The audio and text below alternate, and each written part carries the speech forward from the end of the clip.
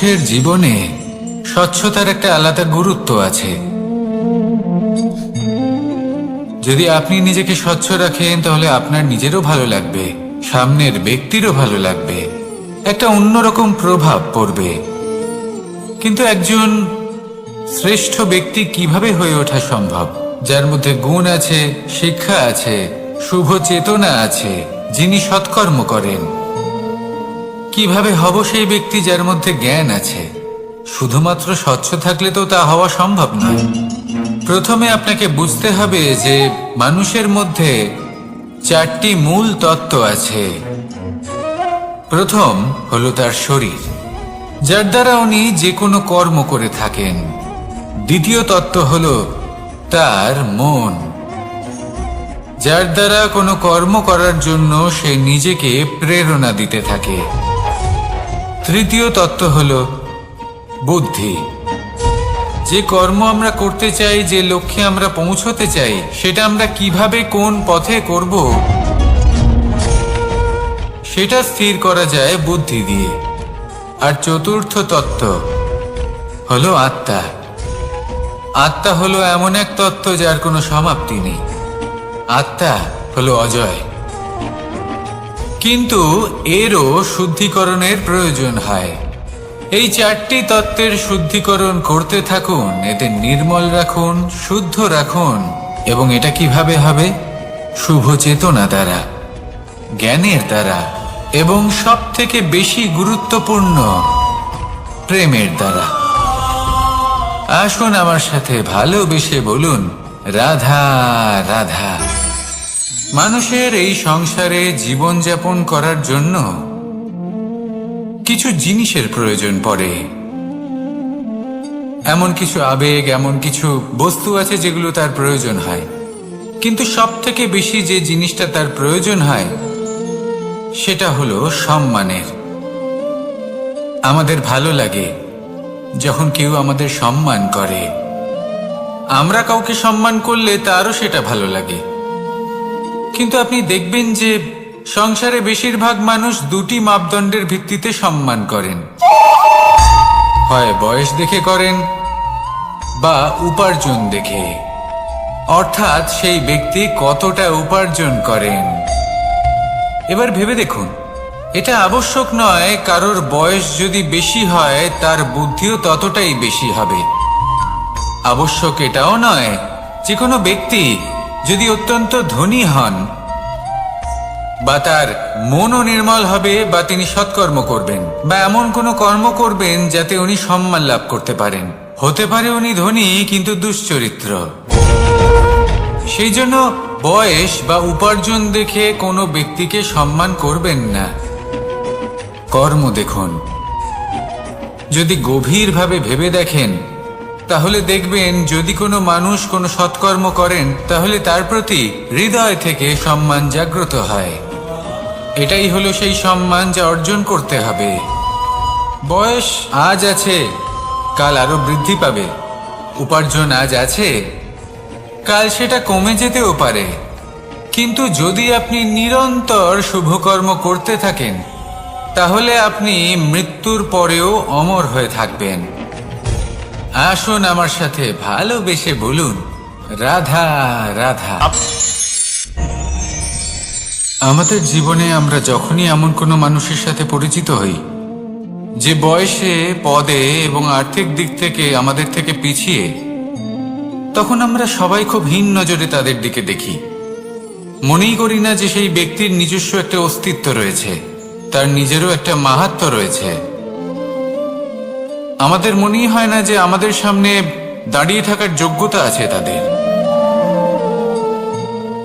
চলুন আপনাকে একটা প্রশ্ন করি, শূন্যের নিজস্ব মূল্য কোথায়? আপনি বলবেন কিছুই না। শূন্যের আবার নিজস্ব মূল্য কোথায়? কিন্তু যখন এই শূন্যই কোনো সংখ্যার সাথে এসে যুক্ত হয়ে যায়, কোনো অঙ্কের সাথে এসে যুক্ত হয়ে যায়, তখন তার মূল্য অনেক গুণ বৃদ্ধি পায়। অর্থাৎ এই শূন্যের মূল্য অবশ্যই আছে। আর আমাদের জীবনেও এমন কিছু ব্যক্তি থাকেন, তাদের দেখে মনে হয় যে এদের কোনো মূল্যই নেই, কিন্তু যখন এই ব্যক্তি কারোর সাথে এসে জুড়ে যান, তখন তার মূল্য সেই ব্যক্তির বৃদ্ধি ঘটায়। এই সংসারে এমন কোনো ব্যক্তি নেই যার কোনো মূল্য নেই। যদি আমরা ধনুকের কথা বলি, তাহলে তার জন্য একটি দড়ির প্রয়োজন হয়, যেটি প্রত্যঞ্চা হিসেবে ব্যবহৃত হয়। যদি এই প্রত্যঞ্চা না থাকে, তাহলে ধনুকের কোনো মূল্যই থাকে না। যদি প্রত্যঞ্চা না থাকে, তাহলে ধনুকের অস্তিত্ব অসম্পূর্ণ থেকে যায়। এই সংসারে যে কোনো ব্যক্তি হোক বা যে কোনো বস্তু হোক, প্রত্যেকের নিজস্ব একটি মূল্য আছে। তার সম্মান করুন, সামনে অগ্রসর হন, আর আমার সাথে ভালোবেসে বলুন, রাধা রাধা। মানুষের জীবনে উন্নতি লাভ করার জন্য 3টি স্তম্ভের প্রয়োজন হয়। প্রথম স্তম্ভ শিক্ষা। এই শিক্ষা আমাদের জ্ঞান প্রদান করে। দ্বিতীয় স্তম্ভ ব্যবসা, যার দ্বারা আমরা ধন উপার্জন করি। তৃতীয় স্তম্ভ হলো আমাদের ঈশ্বর, আমাদের ইষ্ট। এনার সাথে যদি আমরা জুড়ে থাকতে পারি, তাহলে এমন একটা মানসিক বল আপনি লাভ করবেন, যেটা এই সংসারে আর কোথাও পাওয়া সম্ভব নয়। কিন্তু মানুষ অনেক সময় জীবনে এই 3টি স্তম্ভ লাভ করা সত্ত্বেও সামনে অগ্রসর হতে পারেন না। তখনও জীবনে কঠিন পরিস্থিতি আসতেই থাকে। এমনটা ঠিক কেন হয়? কারণ সে জীবনে এই 3টি স্তম্ভ লাভ করে নেয়, জীবনে প্রয়োগও করে, কিন্তু তার ভিতের কথা সে ভুলেই যায়। যেমন প্রথম স্তম্ভ অর্থাৎ শিক্ষা। এই শিক্ষার আধার হলো শুভ চেতনা। যদি অন্তরে শুভ চেতনা না থাকে, তাহলে এই শিক্ষার কোনো গুরুত্ব থাকে না। দ্বিতীয় স্তম্ভ ব্যবসা। পরিশ্রম করে উপার্জন করতে হবে, এই কথাটা আমরা সবাই জানি এবং সবাই চেষ্টাও করি। কিন্তু ব্যবসা করতে করতে আমরা এটা ভুলে যাই আমাদের ব্যবহার কেমন হয়ে পড়েছে। এই ব্যবহার যদি শুভ হয়, তাহলে আমাদের উপার্জন আস্তে আস্তে একটা স্থির জায়গায় এসে পৌঁছবে। এবং তৃতীয় স্তম্ভ আমাদের ভগবান। যদি ওনার স্মরণে আপনি যেতে চান, তাহলে তার পূর্বে নিজের মা বাবাকে সেবা করুন, তাদের যত্ন করুন, তাদেরকে ভালোবাসুন, কারণ ওনারাই হলেন এই সংসারে আপনার সবথেকে বড় ইষ্ট। তাহলে 3 স্তম্ভের সাথে সাথে তাদের আধারকেও নিজের জীবনে প্রাধান্য দিন। কোনো সমস্যা আসবে না, জীবনে একের পর এক উন্নতি করবেন এবং এই মন প্রসন্ন হয়ে বলবে, রাধা রাধা। সুখ, দুঃখ এবং শক্তি, এই 3 হলো এই সংসারের ত্রিদেবের মতো। আমাদের জীবনে যা কিছু ঘটছে, এই 3টির ভিত্তির উপরেই হচ্ছে। আসলে এই সংসারের একটা নিয়ম আছে। যখনই আপনি কিছু লাভ করেন, এই সংসার আপনার পরীক্ষা নেয়। এটা জানার জন্য আপনার পরীক্ষা নেয় যে আপনি যা কিছুই লাভ করেছেন, আপনি কি আদৌ সেটার যোগ্য কি না। ঠিক সেইভাবেই এই সুখ, দুঃখ এবং শক্তি আপনার পরীক্ষা নিয়ে থাকে। যখন সুখ আসে, তখন সে আপনার পরীক্ষা নেয় যে আপনার মধ্যে অহংবোধ জাগ্রত হয়নি তো। যদি অহংবোধ চলে আসে, তাহলে সুখ সেখানেই সঙ্গ ত্যাগ করে। দুঃখ আপনার ধৈর্যের পরীক্ষা নিতে থাকে। আর যদি আপনার মধ্যে ধৈর্য না থাকে, তাহলে এটা আপনাকে আরো বেশি দুঃখের গভীর অন্ধকারে ঠেলে দেবে। সেখানে শক্তি পরীক্ষা নেয় আপনার বিনম্রতার। যদি আপনি বিনম্র না হন, তাহলে হয় এই শক্তি আপনার সঙ্গ ত্যাগ করবে, নয় এই শক্তি বিনম্রতার অভাবে আপনার পতনের কারণ হতে পারে। এই সংসারে যে কোনো ব্যক্তি যিনি এই পরীক্ষায় উত্তীর্ণ হয়ে থাকেন, এই জীবনে তিনি সাফল্য লাভ করেন। আসুন আমার সাথে ভালোবেসে বলুন, রাধা রাধা। ভয়ের সাথে আমরা সবাই পরিচিত, কষ্টও আমরা সবাই পেয়েছি। কখনো কখনো আমরা অসুস্থ হয়ে পড়ি, আর এমন সময় হলে মাতার মমতা, কখনো বাবার স্নেহ, কখনো বন্ধুদের পাশে থাকার অনুভূতি আমাদের রোগ নিরাময়ে সাহায্য করে। কখনো যদি আমরা নিরাশ হয়ে পড়ি, তখন যদি আমাদের কোনো আপনজন আমাদের দুটো ভালো কথা বলে, তখন আমাদের মনোবল বেড়ে যায়।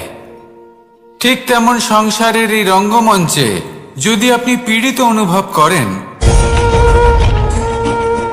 কিছু শুভ কথা আলোচনা করুন, কিছু স্তুতি গান করুন, কিছু মুহূর্তের জন্য হলেও নিজের ইষ্টদেবের কথা স্মরণ করুন আর প্রার্থনা করুন। সাহস বাড়বে, শক্তিও বৃদ্ধি পাবে এবং সামনে এগিয়ে চলার পথও দেখতে পাবেন। তখন এই মন প্রসন্ন হয়ে বলবে, রাধা রাধা। মানুষের জীবনে উন্নতি লাভ করার জন্য 3টি স্তম্ভের প্রয়োজন হয়। প্রথম স্তম্ভ শিক্ষা। এই শিক্ষা আমাদের জ্ঞান প্রদান করে। দ্বিতীয় স্তম্ভ ব্যবসা, যার দ্বারা আমরা ধন উপার্জন করি। তৃতীয় স্তম্ভ হলো আমাদের ঈশ্বর, আমাদের ইষ্ট। এনার সাথে যদি আমরা জুড়ে থাকতে পারি, তাহলে এমন একটা মানসিক বল আপনি লাভ করবেন যেটা এই সংসারে আর কোথাও পাওয়া সম্ভব নয়। কিন্তু মানুষ অনেক সময় জীবনে এই 3টি স্তম্ভ লাভ করা সত্ত্বেও সামনে অগ্রসর হতে পারেন না। তখনও জীবনে কঠিন পরিস্থিতি আসতেই থাকে। এমনটা ঠিক কেন হয়? কারণ সে জীবনে এই 3টি স্তম্ভ লাভ করে নেয়, জীবনে প্রয়োগও করে, কিন্তু তার ভিতের কথা সে ভুলেই যায়। যেমন প্রথম স্তম্ভ অর্থাৎ শিক্ষা। এই শিক্ষার আধার হলো শুভ চেতনা। যদি অন্তরে শুভ চেতনা না থাকে, তাহলে এই শিক্ষার কোনো গুরুত্ব থাকে না। দ্বিতীয় স্তম্ভ ব্যবসা। পরিশ্রম করে উপার্জন করতে হবে, এই কথাটা আমরা সবাই জানি এবং সবাই চেষ্টাও করি। কিন্তু ব্যবসা করতে করতে আমরা এটা ভুলে যাই আমাদের ব্যবহার কেমন হয়ে পড়েছে। এই ব্যবহার যদি শুভ হয়, তাহলে আমাদের উপার্জন আস্তে আস্তে একটা স্থির জায়গায় এসে পৌঁছবে। এবং তৃতীয় স্তম্ভ আমাদের ভগবান। যদি ওনার স্মরণে আপনি যেতে চান, তাহলে তার পূর্বে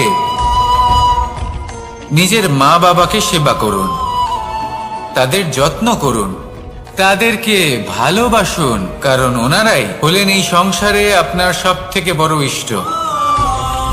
তাহলে 3 স্তম্ভের সাথে সাথে তাদের আধারকেও নিজের জীবনে প্রাধান্য দিন। কোনো সমস্যা আসবে না, জীবনে একের পর এক উন্নতি করবেন এবং এই মন প্রসন্ন হয়ে বলবে, রাধা রাধা।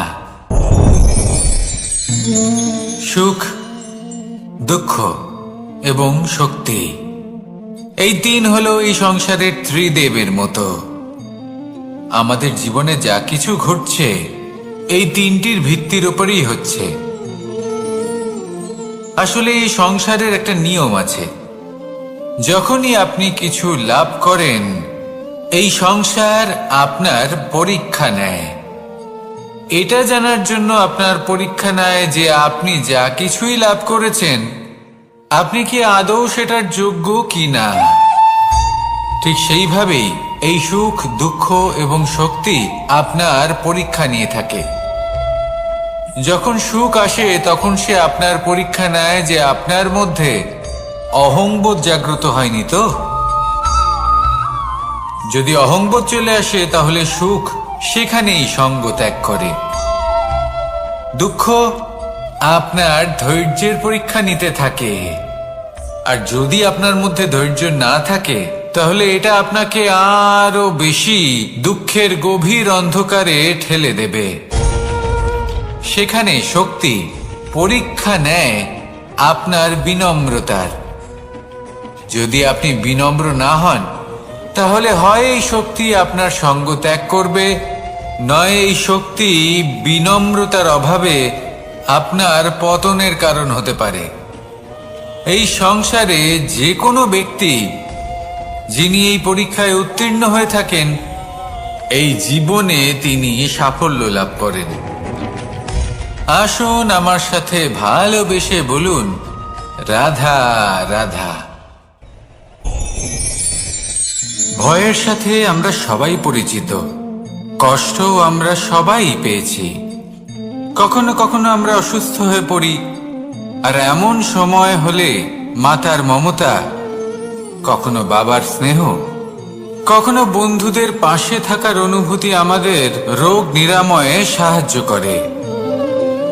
কখনো যদি আমরা নিরাশ হয়ে পড়ি, তখন যদি আমাদের কোনো আপনজন আমাদের দুটো ভালো কথা বলে, তখন আমাদের মনোবল বেড়ে যায়। ঠিক তেমন সংসারের এই রঙ্গমঞ্চে যদি আপনি পীড়িত অনুভব করেন,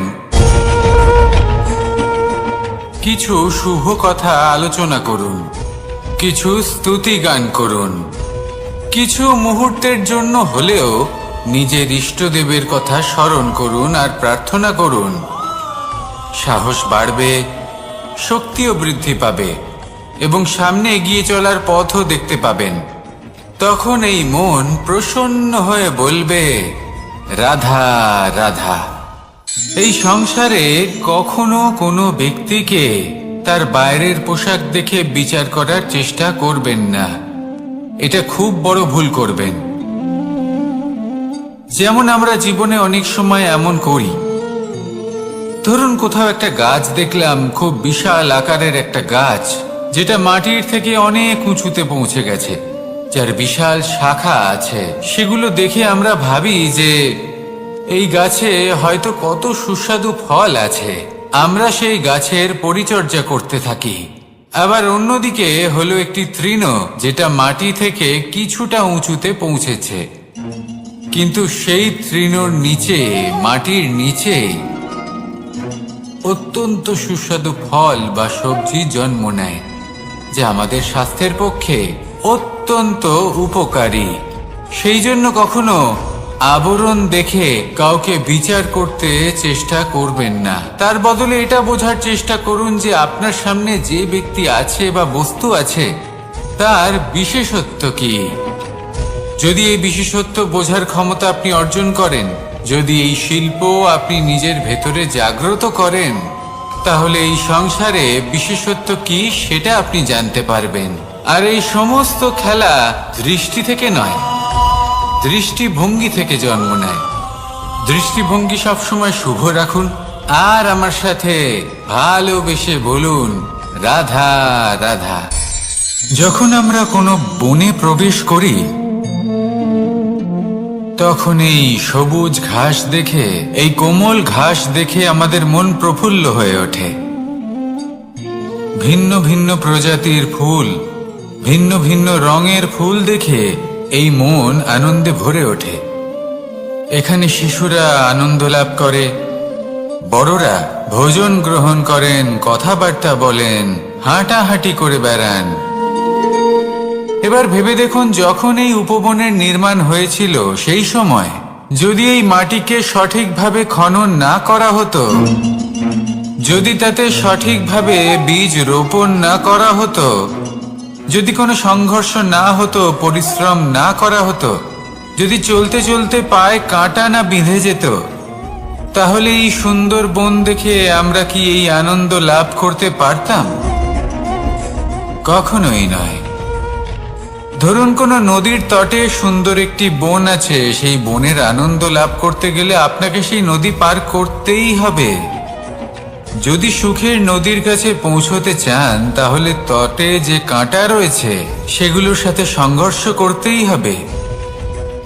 এই সংসারে যদি আপনি সুখ লাভ করতে চান, তাহলে সুখ লাভের এই যাত্রা শুরু করতে হবে সংঘর্ষ দ্বারা। তাহলে সংঘর্ষকে স্বাগত জানান, এর পেছনেই সুখ রয়েছে যা আপনার জন্য অপেক্ষা করছে। এবার হাসুন আর আমার সাথে ভালোবেসে বলুন, রাধা রাধা। মানুষ সুখী জীবন যাপনের প্রতি এতটাই অভ্যস্ত হয়ে পড়ে যে একটা ছোট্ট সমস্যা এলেই সে সবার থেকে সাহায্য চাইতে শুরু করে দেয়। সে সাহায্য লাভও করে এবং সেই সংকট থেকে সে বেরিয়েও আসে। কিন্তু এই সাহায্য কিছু মুহূর্তের, আর কিছু মুহূর্তের হলো এই দুঃখ। এই 2 মুহূর্তের সাহায্যের জন্য আজীবন আপনি তার কাছে ঋণী হয়ে থাকেন। আর মানবিকতার খাতিরে আপনার মনে কৃতজ্ঞতা জেগে ওঠে, আর সেই কৃতজ্ঞতা বোধ হলো যে আপনি কখনো সেই ব্যক্তিকে ছাপিয়ে যেতেই পারবেন না। সেই জন্য জীবনে সবসময় চেষ্টা করবেন নিজেকে প্রস্তুত রাখতে, সেই সব সমস্যার জন্য, সেই সব বাধার জন্য যেগুলো আপনার জীবনে আসতে পারে। ততক্ষণ সাহায্য চাইবেন না যতক্ষণ না অন্য কোনো পথ না থাকছে। সাহায্য চাওয়া অনুচিত নয়, কিন্তু সাহায্য চাইলে এবং সাহায্য পেলে আপনি আজীবন কৃতজ্ঞ এবং ঋণী হয়ে থাকবেন। আর তারপর একদিন আপনি পরিবর্তন দেখতে পাবেন যে কিভাবে আপনি ছোট ছোট সমস্যার জন্য সাহায্য না চেয়ে বড় বড় সমস্যার সম্মুখীন হতে প্রস্তুত হয়ে গেছেন। এটাই হলো সংসারের নীতি। এটাই পালন করুন আর আমার সাথে ভালোবেসে বলুন, রাধা রাধা। আপনি কখনো কাউকে পর্বতে আরোহণ করতে দেখেছেন? বা আপনি কখনো নিজে কোনো পর্বতে আরোহণ করেছেন? করে থাকলে আপনি এই বিষয়ে অবশ্যই জানবেন যে যখন আমরা শিখরের দিকে এগোই, ওপরের দিকে এগিয়ে চলি, তখন আমাদের একটু ঝুঁকে পথ চলতে হয়। তখনই আমরা সেই পর্বত আরোহণ করতে পারি। কিন্তু যে ব্যক্তি নিচের দিকে ফিরে আসছেন, তিনি কিন্তু ঝুঁকে চলেন না, তিনি দৃঢ়ভাবে সোজা হয়ে নিচে নামেন। এই ভারসাম্য বজায় রাখার এই খেলাতে সংসারের একটা সার লুকিয়ে রয়েছে। যদি আপনিও জীবনে উঁচুতে উঠতে চান, শিখরে পৌঁছতে চান, তাহলে আপনাকেও নত হয়ে বিনম্র হয়ে সামনে এগোতে হবে। সেখানে যদি আপনি বুক চিতিয়ে উদ্ধতভাবে অহংকার বোধ নিয়ে চলতে থাকেন, সেখান থেকেই আপনাকে নিচে নামতে হবে। কোনো ব্যক্তি তার বিনম্র স্বভাব দেখেই বোঝা যায় যে সেই ব্যক্তি সাফল্যের শিখর দেশে আরোহণ করছে নাকি নিচে তথা খাদের দিকে যাত্রা করছে। তাই সব সময় বিনম্র থাকুন, শ্রেষ্ঠ কর্ম করুন, পরিশ্রম করুন, আর আমার সাথে জড়িত নিদ্রা মানুষের জীবনের একটা অত্যন্ত গুরুত্বপূর্ণ সুখ এবং প্রয়োজনীয়তাও। দেখতে গেলে এই সংসারের প্রত্যেক পশু পাখি, প্রত্যেক জীব অবশ্যই নিদ্রা প্রাপ্ত করেন, কিন্তু মানুষ, যার মধ্যে বিচার বিবেচনা করার শক্তি অন্যদের থেকে অনেক বেশি, তার কিন্তু ঘুমের কিছু সমস্যা অবশ্যই হয়। কি বলে? তাই তো। এবার এর কারণ কি? চিন্তা। এবার চিন্তা আমাদের সবার জীবনে আছে। আমরা সকলে জানি যে চিন্তা কখনো আমাদের সাহায্য করে না, তাও আমাদের জীবনে আছে। কেন? চিন্তার মাধ্যমে কি কখনো কোনো সমস্যার সমাধান হয়েছে? অর্থের চিন্তা করলে কি অর্থ লাভ হয়? ভবিষ্যতের চিন্তা করলে কি ভবিষ্যৎ ঠিক হয়ে যায়? স্বাস্থ্যের চিন্তা করলে কি স্বাস্থ্য নিজে থেকেই ঠিক হয়? হয় না। তাহলে এই সব কিছু থেকে আমাদের একটা ছোট্ট শিক্ষা অবশ্যই লাভ করা উচিত। আপনিও আপনার কাঁধ থেকে চিন্তার এই বোঝা নামিয়ে ফেলুন। আর ইচ্ছে, এই সব ইচ্ছে একত্রিত হয়ে আমাদের মনে চিন্তা উৎপন্ন করে। তাই এই চিন্তাগুলিকে ত্যাগ করুন। প্রকৃতির প্রেমের উপর বিশ্বাস রাখুন। মনে রাখবেন, যিনি চিন্তা মুক্ত হবেন তিনি চিতা মুক্ত হবেন। সুখের নিদ্রা প্রাপ্ত করুন, আর নিদ্রায় যাবার আগে আমার সাথে ভালোবেসে বলুন, রাধা রাধা। মহাদেব, সেই দেবতা যিনি মহান, যাকে দেবতাদের দেবতা বলা হয়, যিনি হলেন আমার আরাধ্য। কখনো আপনার মনে এই প্রশ্ন এসেছে যে শিবকেই কেন মহাদেব বলা হয়? অন্য কোনো দেবতাকে কেন বলা হয় না? সেই কারণ মহাদেবের মধ্যে, ওনার মধ্যে এমন এক বিশেষ গুণ রয়েছে যা অন্য কারণ নেই। তা হলো নিঃস্বার্থ হয়ে মানুষের সেবা করা। যদি প্রয়োজন পড়ে, যদি সৃষ্টির পথে বিনাশের কালো মেঘ ছেয়ে থাকে, তখন নিজের প্রাণের চিন্তা না করে হলাহল পান করার জন্য প্রস্তুত থাকেন মহাদেব। আর এই অদ্বিতীয় ত্যাগের জন্যই শিবকে মহাদেব বলে ডাকা হয়। এবার যদি কোনো মানুষও নিঃস্বার্থ ভাবনার দ্বারা নিজেকে অর্পণ করে দেয় এই জগতের কল্যাণের জন্য, মানুষের সেবার জন্য, তাহলে তিনিও মহাপুরুষ, মহামানব হতে পারেন।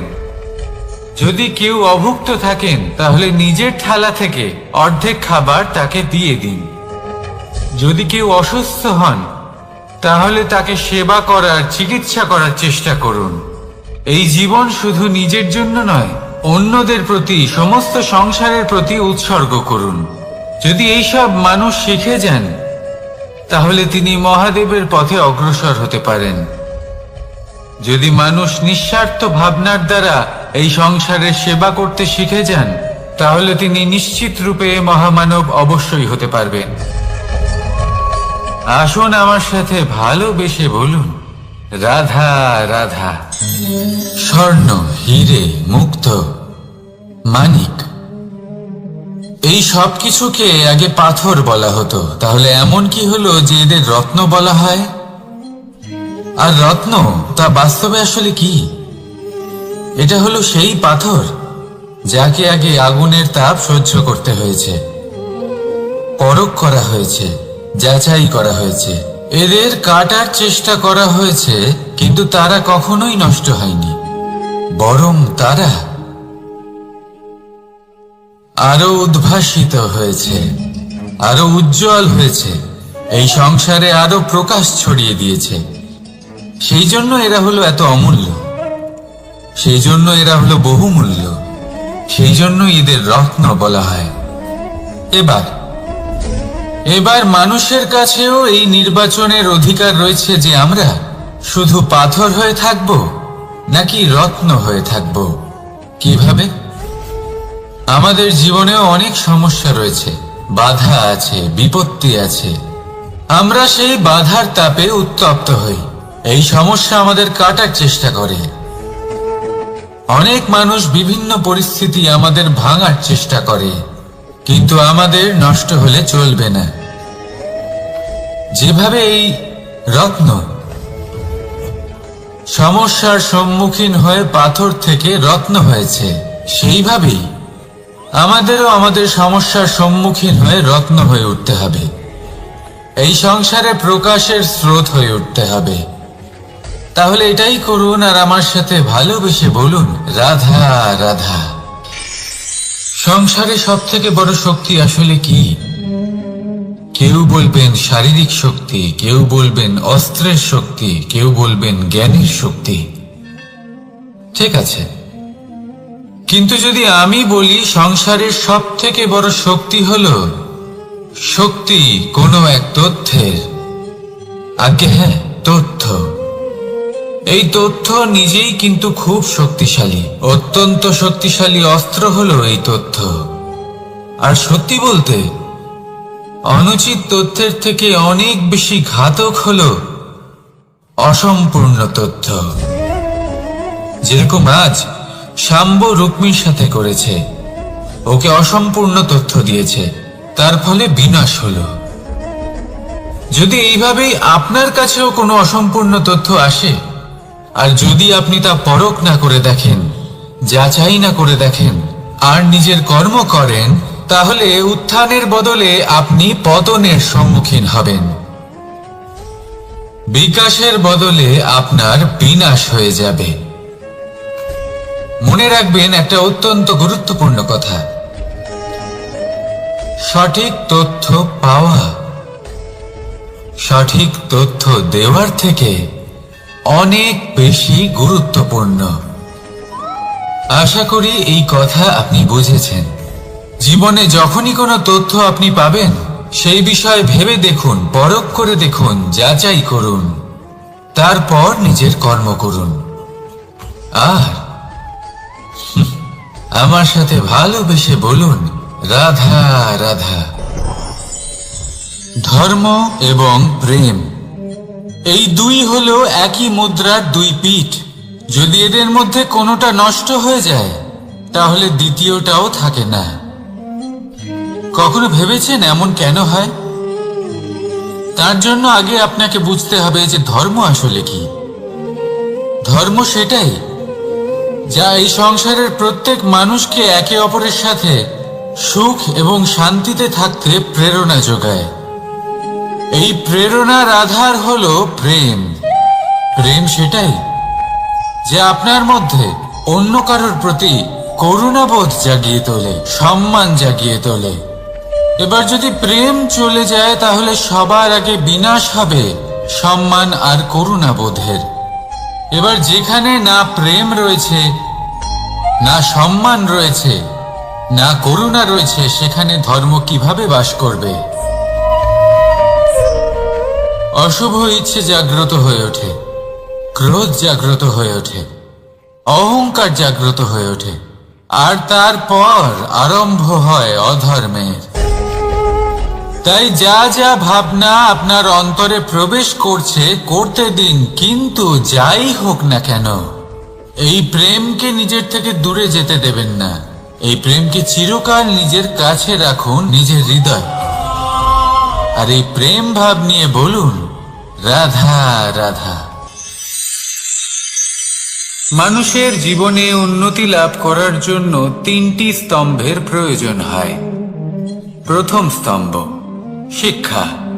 এই শিক্ষা আমাদের জ্ঞান প্রদান করে। দ্বিতীয় স্তম্ভ ব্যবসা, যার দ্বারা আমরা ধন উপার্জন করি। তৃতীয় স্তম্ভ হলো আমাদের ঈশ্বর, আমাদের ইষ্ট। এনার সাথে যদি আমরা জুড়ে থাকতে পারি, তাহলে এমন একটা মানসিক বল আপনি লাভ করবেন যেটা এই সংসারে আর কোথাও পাওয়া সম্ভব নয়। কিন্তু মানুষ অনেক সময় জীবনে এই তিনটি স্তম্ভ লাভ করা সত্ত্বেও সামনে অগ্রসর হতে পারেন না। তখনও জীবনে কঠিন পরিস্থিতি আসতেই থাকে। এমনটা ঠিক কেন হয়? কারণ সে জীবনে এই তিনটি স্তম্ভ লাভ করে নেয়, জীবনে প্রয়োগও করে, কিন্তু তার ভিতের কথা সে ভুলেই যায়।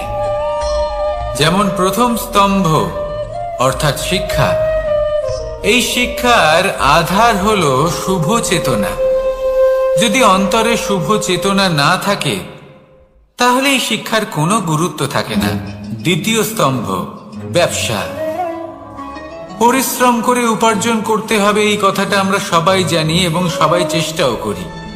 কিন্তু ব্যবসা করতে করতে আমরা এটা ভুলে যাই আমাদের ব্যবহার কেমন হয়ে পড়েছে। এই ব্যবহার যদি শুভ হয়, তাহলে আমাদের উপার্জন আস্তে আস্তে একটা স্থির জায়গায় এসে পৌঁছবে। এবং তৃতীয় স্তম্ভ আমাদের ভগবান। যদি ওনার স্মরণে আপনি যেতে চান, তাহলে তার পূর্বে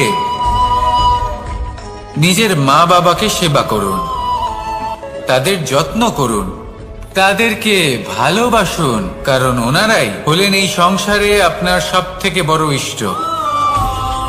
তাহলে তিন স্তম্ভের সাথে সাথে তাদের আধারকেও নিজের জীবনে প্রাধান্য দিন। কোনো সমস্যা আসবে না, জীবনে একের পর এক উন্নতি করবেন এবং এই মন প্রসন্ন হয়ে বলবে, রাধা রাধা।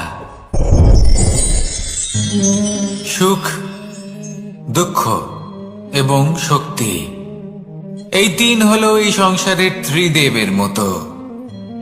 আমাদের জীবনে যা কিছু ঘটছে এই তিনটির ভিত্তির উপরেই হচ্ছে। আসলে এই সংসারের একটা নিয়ম আছে। যখনই আপনি কিছু লাভ করেন, এই সংসার আপনার পরীক্ষা নেয়। এটা জানার জন্য আপনার পরীক্ষা নেয় যে আপনি যা কিছুই লাভ করেছেন, আপনি কি আদৌ সেটার যোগ্য কি না। ঠিক সেইভাবেই এই সুখ, দুঃখ এবং শক্তি আপনার পরীক্ষা নিয়ে থাকে। যখন সুখ আসে তখন সে আপনার পরীক্ষা নেয় যে আপনার মধ্যে অহংবোধ জাগ্রত হয়নি তো। যদি অহংবোধ চলে আসে তাহলে সুখ সেখানেই সঙ্গ ত্যাগ করে।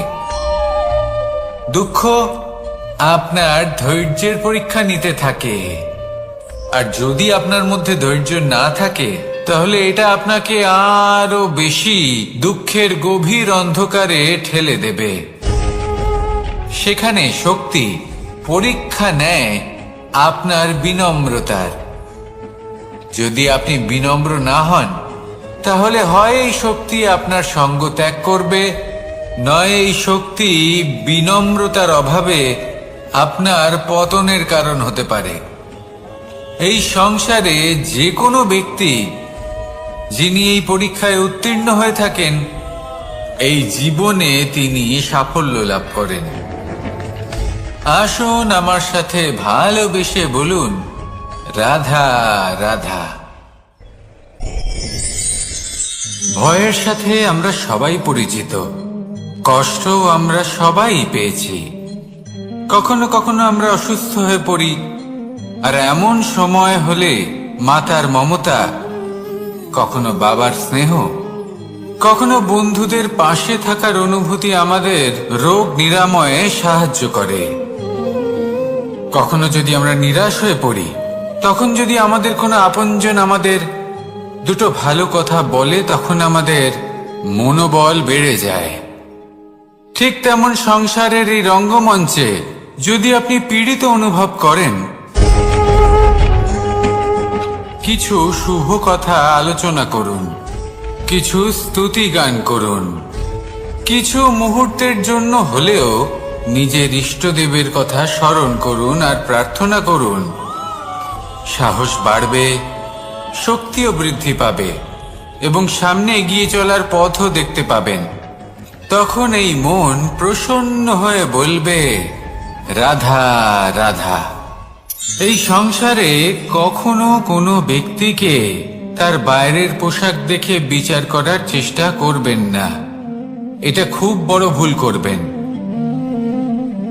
যেমন আমরা জীবনে অনেক সময় এমন করি, ধরুন কোথাও একটা গাছ দেখলাম, খুব বিশাল আকারের একটা গাছ, যেটা মাটির থেকে অনেক উঁচুতে পৌঁছে গেছে, যার বিশাল শাখা আছে। সেগুলো দেখে আমরা ভাবি যে এই গাছে হয়তো কত সুস্বাদু ফল আছে। আমরা সেই গাছের পরিচর্যা করতে থাকি। আবার অন্যদিকে হলো একটি তৃণ, যেটা মাটি থেকে কিছুটা উঁচুতে পৌঁছেছে, কিন্তু সেই তৃণর নিচে, মাটির নিচে অত্যন্ত সুস্বাদু ফল বা সবজি জন্ম নেয়, যা আমাদের স্বাস্থ্যের পক্ষে অত্যন্ত উপকারী। সেই জন্য কখনো আবরণ দেখে কাউকে বিচার করতে চেষ্টা করবেন না। তার বদলে এটা বোঝার চেষ্টা করুন যে আপনার সামনে যে ব্যক্তি আছে বা বস্তু আছে, তার বিশেষত্ব কি। যদি এই বিশেষত্ব বোঝার ক্ষমতা আপনি অর্জন করেন, যদি এই শিল্প আপনি নিজের ভেতরে জাগ্রত করেন, তাহলে এই সংসারে বিশেষত্ব কি সেটা আপনি জানতে পারবেন। আর এই সমস্ত খেলা দৃষ্টি থেকে নয়, দৃষ্টিভঙ্গি থেকে জন্ম নেয়। দৃষ্টিভঙ্গি সবসময় শুভ রাখুন, আর আমার সাথে ভালোবেসে বলুন, রাধা রাধা। যখন আমরা কোনো বনে প্রবেশ করি, তখন এই সবুজ ঘাস দেখে, এই কোমল ঘাস দেখে আমাদের মন প্রফুল্ল হয়ে ওঠে। ভিন্ন ভিন্ন প্রজাতির ফুল, ভিন্ন ভিন্ন রঙের ফুল দেখে এই মন আনন্দে ভরে ওঠে। এখানে শিশুরা আনন্দ লাভ করে, বড়রা ভোজন গ্রহণ করেন, কথাবার্তা বলেন, হাঁটাহাঁটি করে বেড়ান। এবার ভেবে দেখুন, যখন এই উপবনের নির্মাণ হয়েছিল, সেই সময় যদি এই মাটিকে সঠিকভাবে খনন না করা হতো, যদি তাতে সঠিকভাবে বীজ রোপণ না করা হতো, যদি কোনো সংঘর্ষ না হতো, পরিশ্রম না করা হতো, যদি চলতে চলতে পায়ে কাঁটা না বিঁধে যেত, তাহলে এই সুন্দর বন দেখে আমরা কি এই আনন্দ লাভ করতে পারতাম? কখনোই নয়। ধরুন কোনো নদীর তটে সুন্দর একটি বন আছে, সেই বনের আনন্দ লাভ করতে গেলে আপনাকে সেই নদী পার করতেই হবে। যদি সুখের নদীর কাছে পৌঁছতে চান তাহলে তটে যে কাঁটা রয়েছে সেগুলোর সাথে সংঘর্ষ করতেই হবে। এই সংসারে যদি আপনি সুখ লাভ করতে চান তাহলে সুখ লাভের এই যাত্রা শুরু করতে হবে সংঘর্ষ দ্বারা। তাহলে সংঘর্ষকে স্বাগত জানান, এর পেছনেই সুখ রয়েছে যা আপনার জন্য অপেক্ষা করছে।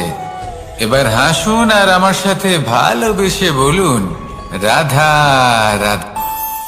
আমাদের মনে যখন কোনো প্রশ্ন ওঠে, কোনো দ্বন্দ্ব জাগে, তখন আমরা যাই আমাদের গুরুর কাছে, আমাদের আরাধ্যের কাছে গিয়ে জিজ্ঞেস করি। এইভাবেই একদিন আমি পৌঁছলাম আমার আরাধ্যের কাছে, আমার মহাদেবের কাছে, আর ওনাকে প্রশ্ন করলাম যে মহাদেব, জীবনে আনন্দ পাওয়ার, উৎসব পালনের, প্রেম ভাগ করে নেবার, জীবনকে উপভোগ করে নেওয়ার সর্বশ্রেষ্ঠ সময় কোনটা? মহাদেব হাসলেন আর উনি বললেন, জীবনে উৎসব পালনের সব থেকে শ্রেষ্ঠ দিন হল মৃত্যুর ঠিক আগের দিনটা।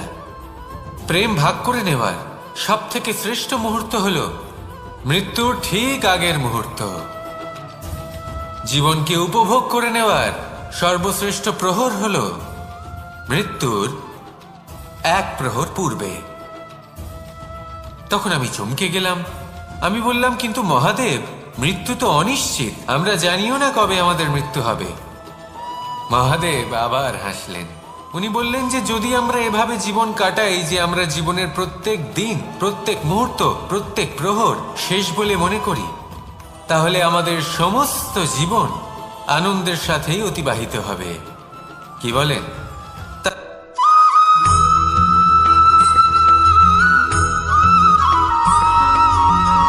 এই সংসারে কোনো বস্তু হোক বা ব্যক্তি হোক, তার একার গুরুত্ব কিন্তু খুব বেশি নয়।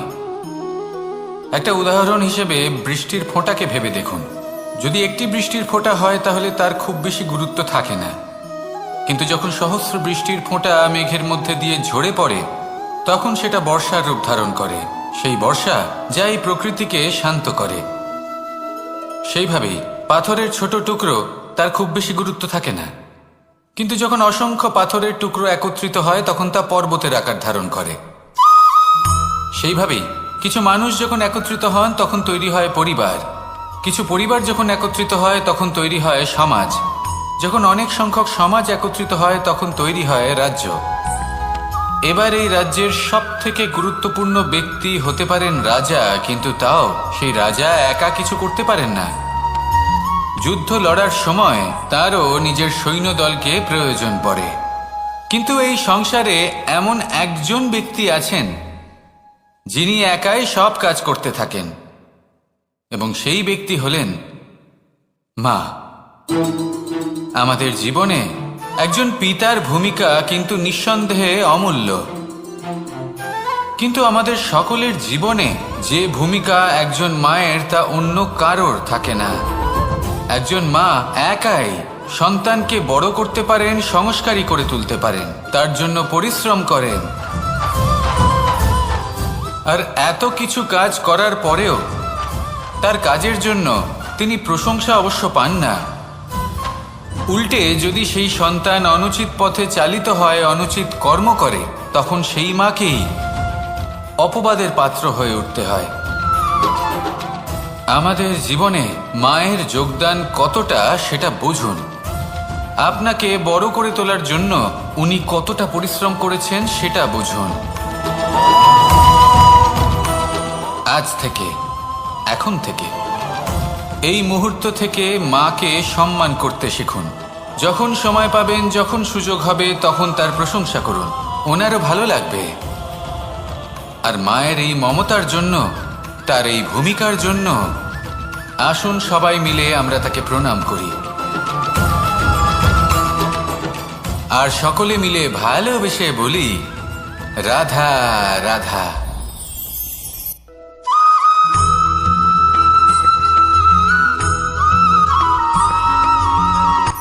এই সংসারে সাফল্য লাভ করার জন্য জ্ঞানের প্রয়োজন হয়, পরিশ্রমের প্রয়োজন হয়, দৃঢ় নিষ্ঠার প্রয়োজন হয়, নিরন্তর চেষ্টা করা প্রয়োজনীয়। কিন্তু আরো কিছু আছে যা অত্যন্ত প্রয়োজনীয় এবং গুরুত্বপূর্ণ। তা হলো ভালো বন্ধু। তাদের থাকা অত্যন্ত প্রয়োজনীয়। যদি ভালো বন্ধু থাকে তাহলে সময় এলে তারা ঢাল হয়ে আপনাকে সুরক্ষা করবেন। সময় এলে অস্ত্রের মতো শত্রুকে সংহারও করবেন। যদি তিনি জ্ঞানী হন, তাদের মধ্যে সদ্গুণ থাকে, তাহলে এই সব গুণ আপনার মধ্যেও প্রবেশ করবে। তাহলে সাফল্যের জন্য ভালো বন্ধু পাওয়া অত্যন্ত প্রয়োজনীয়। কিন্তু শুধু বন্ধু কেন, ভালো শত্রুও থাকা প্রয়োজনীয়। এবার আপনি ভাববেন আমি কি বললাম। যদি আপনার জীবনেও ভালো অর্থাৎ শক্তিশালী শত্রু থাকে, তাহলে আপনিও শক্তিশালী হতে থাকবেন। এই শত্রু আপনাকে প্রেরিত করবে আরো বেশি শক্তিশালী হয়ে ওঠার। কখনো কোনো হরিণকে দেখুন, তীব্র গতিতে দৌড়তে থাকে। কেন তীব্র গতিতে দৌড়য়? এই কারণে নয় যে কোথাও তার জন্য মধুর ঘাস অপেক্ষা করে রয়েছে, না। সে এই কারণে তীব্র গতিতে দৌড়য় কারণ সেটা না করলে তার পেছনে একটি সিংহ আছে যে ওকে নিজের ভোজন করে ফেলবে। তাই জীবনে বিপদ, সংকট এই সব কিছুও হলো অত্যন্ত গুরুত্বপূর্ণ। তার সম্মুখীন হতে শিখুন আর আমার সাথে ভালোবেসে বলুন, রাধা রাধা।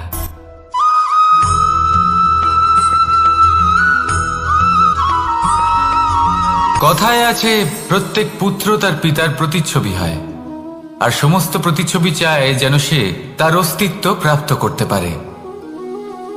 পুত্র চায় সে যেন তার পিতার মতো হয়, বা কখনো কখনো তার থেকেও শ্রেষ্ঠ হয়। সেটা কোনো অনুচিত ব্যাপার নয়। অনুচিত তখন হয় যখন পুত্র নিজের পিতার মতো হবার স্বপ্ন পূরণ করতে গিয়ে বা তার থেকেও শ্রেষ্ঠ হওয়ার স্বপ্ন পূরণে অনুচিত পথের আশ্রয় নেয়। কারণ তারপরে সে তার পিতার গুণগুলি আত্মসাৎ করতে চায় না। সে শুধুই এটা চায় যে সংসারের চোখে যেন আমি শ্রেষ্ঠ প্রমাণিত হই। এটা অনুচিত। সংসারে এমন অনেক মানুষ আছেন যারা এই কারণে শ্রেষ্ঠ হবার চেষ্টা করেন যাতে তার পরিবারের তার পিতার সম্মান বৃদ্ধি পায়। এমনও মানুষ থাকেন, আর এটাই হলো পার্থক্য উদ্দেশ্যের। মনে রাখবেন, যদি আপনার উদ্দেশ্য শুভ হয় তাহলে পথও শুভ হবে। যদি আপনার উদ্দেশ্য অশুভ হয় তাহলে পথও অশুভ হবে।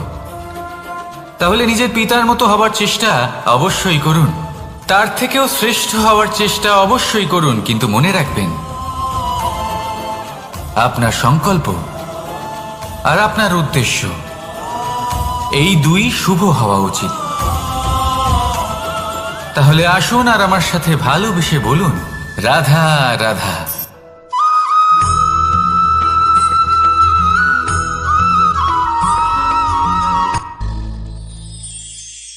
শিশিরের বিন্দু পাতার ওপর পড়ে আর তার গায়ে লেগে থাকে।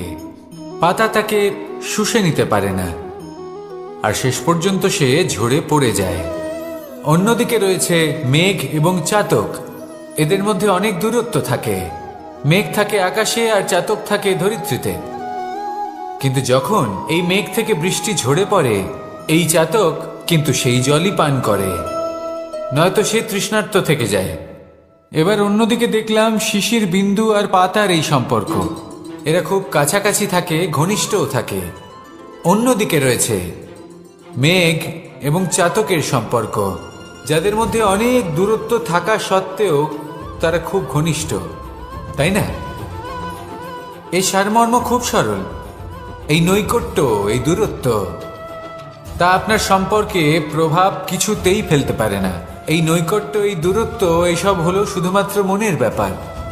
কখনো আপনি অনুভব করেছেন আপনি কারোর থেকে অনেক অনেক দূরে আছেন, অনেক দূরে আছেন, তাও সেই ব্যক্তির প্রতি আপনি টান অনুভব করেন।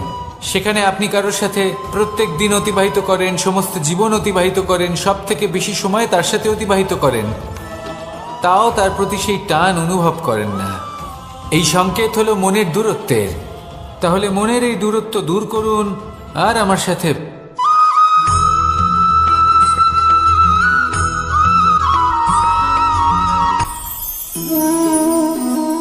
শক্তি এক অত্যন্ত বিচিত্র বস্তু, বা বলতে পারেন অনুভূতি। পিতা সবসময় চান যেন তিনি তার শক্তি পুত্রকে। আসুন আপনাকে সহজে বোঝাই। যদি আপনি সুপাত্র হন আর আপনাকে শক্তি দেওয়া হয়, তাহলে আপনি সেই শক্তির গুরুত্ব বুঝবেন, কোথায় সেই শক্তি প্রয়োগ করা উচিত সেটা বুঝবেন। আর এটা যেহেতু অর্জন করা শক্তি হবে, সেই শক্তির অপব্যবহার হবে না। কিন্তু যদি এই আপনি কুপাত্র হন আর যদি আপনাকে এই শক্তি দেওয়া হয়, তাহলে কি হবে? দেখতে গেলে এই শক্তি আপনি দান হিসেবে পেয়েছেন, তাই না আপনি এই শক্তির গুরুত্ব বুঝবেন আর না এর প্রয়োগ আপনি জানবেন। তার অপব্যবহার হওয়া সুনিশ্চিত। তাই যদি আপনি কোনো শক্তি অর্জন করতে চান, তাহলে আগে তার যোগ্য হয়ে উঠুন। পুত্র নয়, পাত্র হয়ে উঠুন। আর আমার সাথে ভালোবেসে বলুন, রাধা রাধা।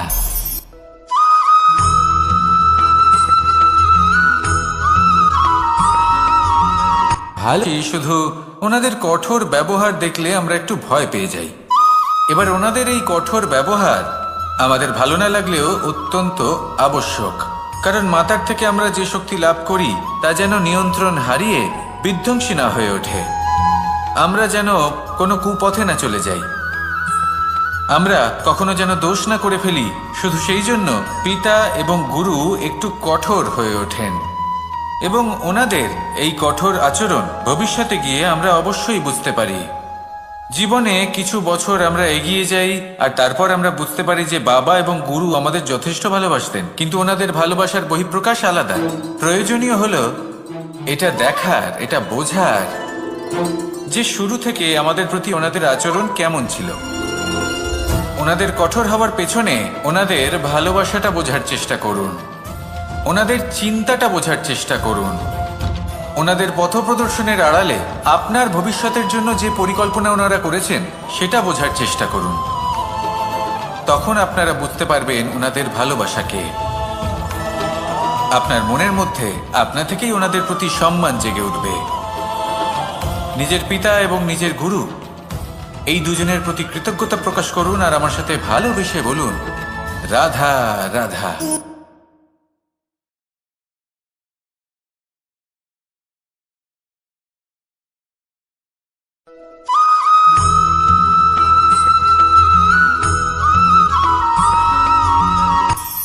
কখনো কোনো বাগানের কোনো বৃক্ষকে দেখেছেন যেখানে সুগন্ধি ফুল থাকে, রসালো ফল থাকে? তখন মন প্রফুল্ল হয়ে ওঠে, মন থেকে সেই বৃক্ষের প্রতি ভালোবাসা জন্মায়। কিন্তু যিনি বাগানের মালিক, শুধুমাত্র তিনিই জানেন যে কিভাবে এই বৃক্ষকে আগলে রাখতে হয়, কিভাবে তার পরিচর্যা করলে এতে সুন্দর সুগন্ধি ফুল হবে, রসালো ফল হবে। কখনো কখনো প্রয়োজনের থেকে বেশি রোদ পেলে এই বৃক্ষগুলি শুকিয়ে যায়, প্রয়োজনের থেকে কম রোদ পেলেও এই বৃক্ষ কিন্তু শুকিয়ে যায়। প্রয়োজনের থেকে কম জল যদি পায়, এই বৃক্ষ শুকিয়ে যেতে পারে। প্রয়োজনের থেকে অতিরিক্ত জল যদি পায়, তখনও এই বৃক্ষের শিকড়গুলি নষ্ট হয়ে যেতে পারে। এবার এটাই কিন্তু আমাদের সংসারের সাথেও হয়। আমাদের সংসারের সকল প্রতিভাশালী ব্যক্তি, যেমন লেখক, বিচারক, প্রবক্তা, যোদ্ধা, এদের সবার ক্ষেত্রে এই কথাটাই প্রযোজ্য। যদি বেশি প্রশংসা করা হয়, তাহলেও এরা হারিয়ে যাবেন। প্রয়োজনের থেকে বেশি যদি নিন্দা করা হয়, তখনও তারা নত হয়ে পড়বেন।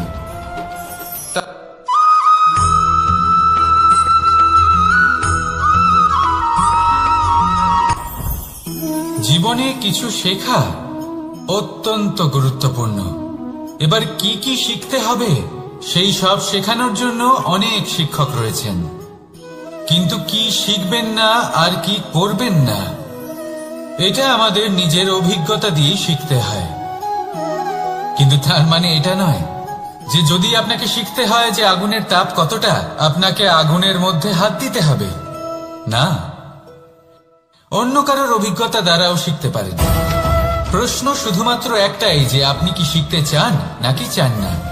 যদি আপনি এটাই ভাবেন যে আমি শুধুই নিজের অভিজ্ঞতা দ্বারাই শিখতে চাই, তাহলে জীবনকাল ছোট মনে হবে, অনেক কিছুই শিখতে পারবেন না। তাই নিজের সাথে সাথে বড়দের অভিজ্ঞতার দ্বারাও শেখা শুরু করে দিন। এই সংসারের অভিজ্ঞতা দ্বারা শিখতে শুরু করে দিন। আর এটা নিশ্চিত রূপে শেখা আবশ্যক যে কখন কি করবেন না, কোথায় থামতে হবে আর কোথায় থামবেন না। তাহলে আসুন আর আমার সাথে ভালোবেসে বলুন, রাধা রাধা।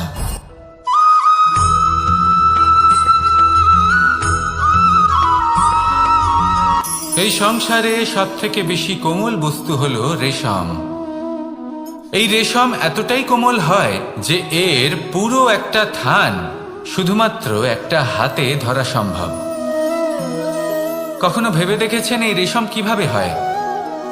একটি কীট তার লালার দ্বারা উৎপন্ন হয়। এই কীট সেই রেশমকে পাক দিতে থাকে, পাক দিতেই থাকে আর আস্তে আস্তে তার মধ্যেই জড়িয়ে পড়ে। শেষে ওর এই সুন্দর অমূল্য সৃষ্টি রেশমের এই সুতো তার নির্মাণ কার্য পূর্ণ হয়, কিন্তু তাতেই ও নিজে বন্দী হয়ে যায়। নিজেরই মায়াজালের এই বন্দী গৃহে নিজেই ফেঁসে যায়। এবার এই সুতোকে ব্যবহারযোগ্য করে তোলার জন্য এই কীটগুলিকে এই কবচের সাথেই ফুটন্ত জলে ফেলে দেওয়া হয়। এই সংসারে যদি আমাদের স্বপ্ন এই সংসারের দুঃখ হরণ করার জন্য, এই সংসারে সুখ বিতরণ করার জন্য হয়, তবেই আমাদের প্রগতি সম্ভব। যদি আমাদের এই স্বপ্ন শুধুই আমাদের এবং আমাদের স্বার্থ সিদ্ধির জন্য হয়, তাহলে এই স্বপ্ন আমাদের অন্ধ করে দেবে, আমাদের অন্ধকারের পথে নিয়ে যাবে, আর আমরাও সেই কীটের মতো হয়ে যাব। নিজেদেরই মায়াজালে আমরা নিজেই ফেঁসে যাব, আর শেষে আমরা যদি কিছু লাভ করি তা হবে একাকিত্ব, অন্ধকারময় মৃত্যু। তাই স্বপ্ন অবশ্যই দেখুন, কিন্তু এমনভাবে স্বপ্ন দেখবেন না যে তার এই বন্দিগৃহে আপনি নিজেই ফেঁসে গেলেন। স্বপ্ন দেখুন পরোপকারে।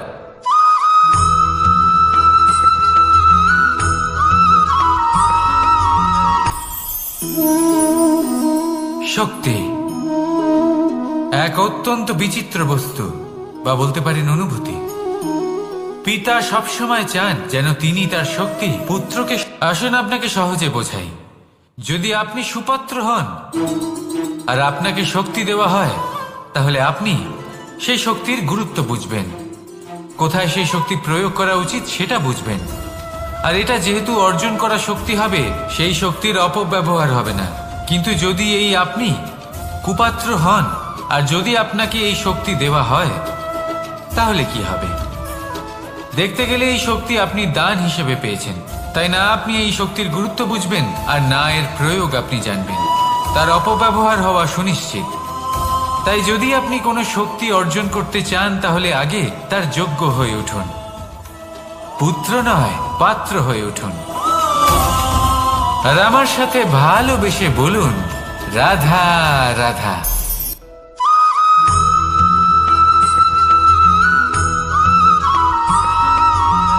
এই সংসারে প্রত্যেক মানুষ এটাই চান যে তিনি যেন ধনবান হন, আর্থিক অবস্থা তার ভালো থাকে, ওনার বাড়িতে লক্ষ্মীর আগমন হয়। কিন্তু সেটা হবে কি করে, সেটাই হলো প্রশ্ন। কেউ বলেন যে যদি পরিশ্রম করো তাহলে ধন অর্জন সম্ভব, কেউ বলেন যে যদি বিদ্যা লাভ হয় তবেই ধন অর্জন সম্ভব, কেউ বলেন যে যদি বলশালী হও তবেই সম্পন্ন থাকবে। ভালো কথা, যদি তাই হয়ে থাকে, তবে দিনমজুর সারা দিন পরিশ্রম করেন, তিনি কেন ধনী হন না? অনেকজন বিদ্বান মানুষ আছেন এই সংসারে, তারা কেন ধনবান হন না? অনেক সংখ্যক বলশালী ব্যক্তি আছেন, তাদের কাছে ধন নেই কেন? তাদের কেন ধনের অভাব হয়? আবার এমনও কিছু মানুষ আছেন যারা পরিশ্রম করেন, তারা দিনমজুর, কিন্তু তারা ধন অর্জন করতে পারেন। কিছু বিদ্বান ব্যক্তি আছেন যাদের কাছে অধিক মাত্রায় ধন রয়েছে। কয়েকজন বলশালী ব্যক্তি রয়েছেন যাদের কাছে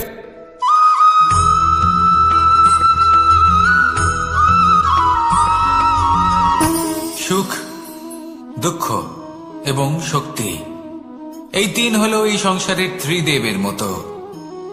আমাদের জীবনে যা কিছু ঘটছে এই তিনটির ভিত্তির উপরেই হচ্ছে। আসলে এই সংসারের একটা নিয়ম আছে, যখনই আপনি কিছু লাভ করেন এই সংসার আপনার পরীক্ষা নেয়। এটা জানার জন্য আপনার পরীক্ষা নেয় যে আপনি যা কিছুই লাভ করেছেন আপনি কি আদৌ সেটার যোগ্য কিনা। ঠিক সেইভাবেই এই সুখ, দুঃখ এবং শক্তি আপনার পরীক্ষা নিয়ে থাকে। যখন সুখ আসে তখন সে আপনার পরীক্ষা নেয় যে আপনার মধ্যে অহংবোধ জাগ্রত হয়নি তো। যদি অহংবোধ চলে আসে তাহলে সুখ সেখানেই সঙ্গ ত্যাগ করে। দুঃখ আপনার ধৈর্যের পরীক্ষা নিতে থাকে, আর যদি আপনার মধ্যে ধৈর্য না থাকে তাহলে এটা আপনাকে আরো বেশি দুঃখের গভীর অন্ধকারে ঠেলে দেবে। সেখানে শক্তি পরীক্ষা নেয় আপনার বিনম্রতার। যদি আপনি বিনম্র না হন তাহলে হয় এই শক্তি আপনার সঙ্গ ত্যাগ করবে, নয় এই শক্তি বিনম্রতার অভাবে আপনার পতনের কারণ হতে পারে। এই সংসারে যে কোনো ব্যক্তি যিনি এই পরীক্ষায় উত্তীর্ণ হয়ে থাকেন এই জীবনে তিনি সাফল্য লাভ করেন। আসুন আমার সাথে ভালোবেসে বলুন, রাধা রাধা।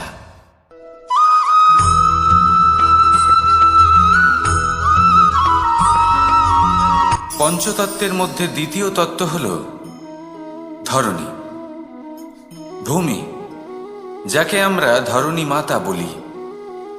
এই ধরণী ধৈর্য ধারণ করে, আর এর ওপরেই আমাদের সমগ্র সংসার নির্ভরশীল। কারণ এই ভূমি সহ্য ক্ষমতা রাখে, এর সহ্য ক্ষমতা হল অপরিসীম। সন্তান যতই আঘাত প্রদান করুক না কেন প্রেম পূর্বক সহ্য করে, আর তার বদলে অমূল্য রত্ন প্রদান করে। সন্তান যদি হাল চালায় তাহলে তার বদলে তাকে অন্ন প্রদান করে। এটাই হলো ধরণী। এবার এর থেকে আমরা কি শিক্ষা পেতে পারি? এটাই যে কারোর জন্য কিছু করা বা কাউকে কিছু দেওয়া মনে কোনো কামনা ছাড়াই।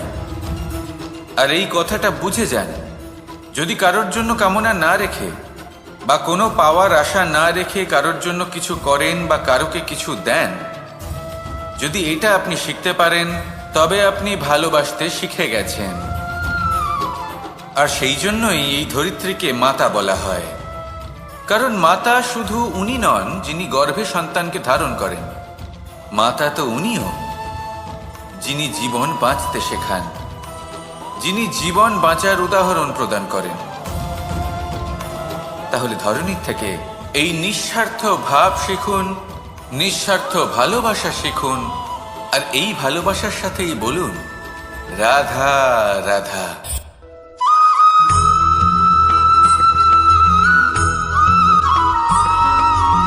মানুষ জন্মগ্রহণ করে, তার সাথে ভয়েরও জন্ম হয়।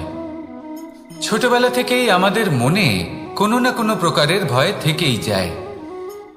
কেউ এই বিষয়ে ভয় পায় যে তার কোনো বস্তু তার থেকে দূরে চলে যাবে, কেউ এই বিষয়ে ভয় পায় যে আমি নিজেকে হারিয়ে ফেলব, কেউ এই ভেবে ভয় পায় যে আমার প্রিয়জনেরা তারা যেন আমার থেকে দূরে না চলে যায়, কেউ এই ভেবে ভয় পায় যে আমরা যেন পথ না হারিয়ে ফেলি, আদি ইত্যাদি। কিন্তু সত্যি কথা বলতে ভেবে দেখুন এই ভয় বাস্তবে কি? শুধুই একটা মনস্থিতি, আর কিছুই নয়। যা কিছু আপনি জীবনে পেয়েছেন তা একদিন আপনাকে হারাতে হবে। এই জীবন হলো আপনারই, কিন্তু তাও একদিন সমাপ্ত হবে। তাই ভয় পেয়ে কি লাভ? এই ভয় শুধু আপনাকে জীবনযাপন করা থেকে বাধা দিচ্ছে, আর কিচ্ছু নয়। পথ হারিয়ে ফেললেই বুঝতে পারবেন যে নতুন পথ কিভাবে বানাতে হয়। কিছু মানুষকে জীবন থেকে হারালে তবেই আপনি বুঝবেন যে আপনার আপনজনকে। এই ভয়ের কারণে ভীত হয়ে থাকবেন না। এই তারা নক্ষত্র অন্ধকারের অভাবে গুরুত্ব হারায়। শিবকেও মহাদেব হবার জন্য বিষ পান করতে হয়েছিল। প্রত্যেক পরিস্থিতি, প্রত্যেক সাফল্য আপনার পরীক্ষা নেবে, তাতে উত্তীর্ণ হওয়া হলো আপনার কর্ম। যখনই আপনি ভয় পাবেন বা সংকটের সম্মুখীন হবেন তখন সাহসের সাথে তার সম্মুখীন হন। মনে রাখবেন, যে সম্মুখীন হতে জানে সাফল্য তার সাথে সবসময় থাকে। আসুন আর আমার সাথে ভালোবেসে বলুন, রাধা রাধা।